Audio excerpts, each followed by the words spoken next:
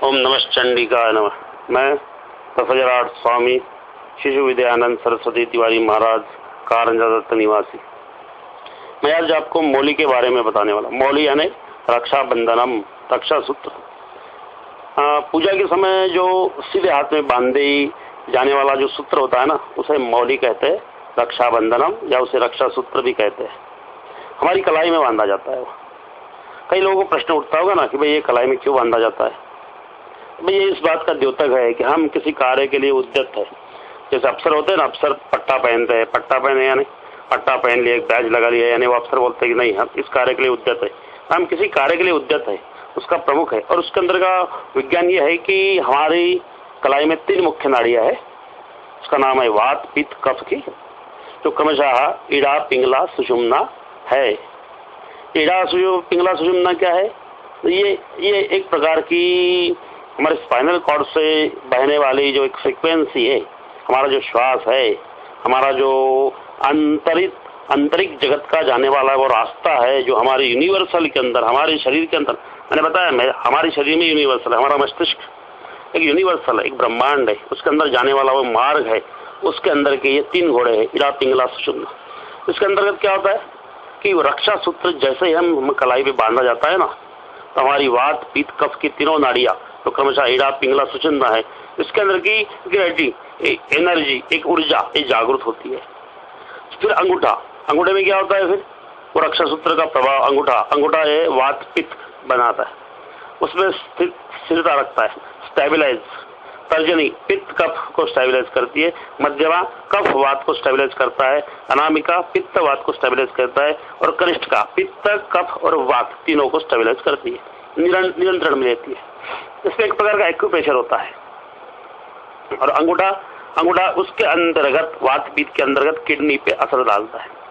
उसके बाद में तर्जनी पित्त, कफ के अंतर्गत हृदय पे असर डालती है। उसके बाद मध्यमा कफ, वात के अंतर्गत पैंक्रियाज, यहाँ पे इंसुलिन बनता है हमारा, जिसके आधार पे हम कह सकते हैं भाई इनको शुगर हुई या नहीं हुई, उस पर असर डालता है। उसके बाद में मध्यमा के बाद में अनामिका लीवर जो होता है ना हमारा, जिसके ऊपर एक प्रकार का अन्न का प्रेशर वगैरह नहीं आना चाहिए, उसके ऊपर एक असर डालती है।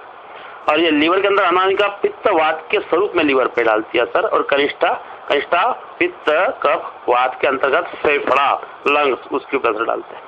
इससे क्या होता है? रेजिस्टेंस पावर बनता है और एकाग्रता हमारे में बढ़ती है। हम एकाग्र होते हैं, पूजा में बैठे तो हम एकाग्र होंगे, हमारा सारा चित्त उस पूजा की प्रति रहेगा, क्योंकि हमारे शरीर के अंदर की जो 3 नाड़ियां है, वात, पित्त, कफ की, ईड़ा, पिंगला, सुषुम्ना, ये और अंगूठे के द्वारा, तर्जनी के द्वारा एवं अनामिक के द्वारा छोड़ा जाने वाला पूजा का साहित्य, पूजा का क्रम, गंधम समर्पयामी, अक्षदान समर्पयामी, पुष्पम समर्पयामी, नैवेद्यम समर्पयामी, इसके द्वारा उनका मिलन होगा। इस प्रकार की मुद्रा बनती है। इस मुद्रा से क्या होगा?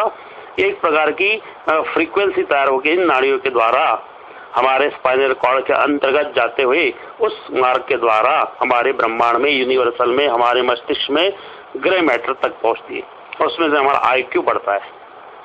केवल IQ वो है नहीं जो हमारे बाह्य संसार के अंदर हमें तरक्की, प्रगति दे। IQ वो कि हमारे आंतरिक जगत में हमको तरक्की दे। कि आंतरिक जगत की जो तरक्की, आंतरिक जगत की जो हमारी प्रगति है, जो ग्रोथ है, वो हमें किसी तो भी ऐसे समीकरण पे ले जाती जहाँ पे हम एक महामानव बन सकते हैं। हमारे अंदर फिर किसी प्रकार की कोई स्थिति नहीं रहती, हमारे इसमें कोई जात नहीं रहती, कोई धर्म नहीं रहता, केवल एक महामानव की वो स्थिति बननी शुरू हो जाती है। भले उस शुरुआत को आप अनेक जन्मों का एक संधान क्षेत्र लगता है। मैं स्वामी विद्यानंद सरस्वती तिवारी महाराज, कारंजा दत्त निवासी, जनमानस को आह्वान करता हूँ कि मौली रक्षाबंधन, रक्षा सूत्र के रूप में मेरी बताई हुई इस धारणा को पूरी तरह से इंगित करे। ओम नमः चंडिकाय नमः।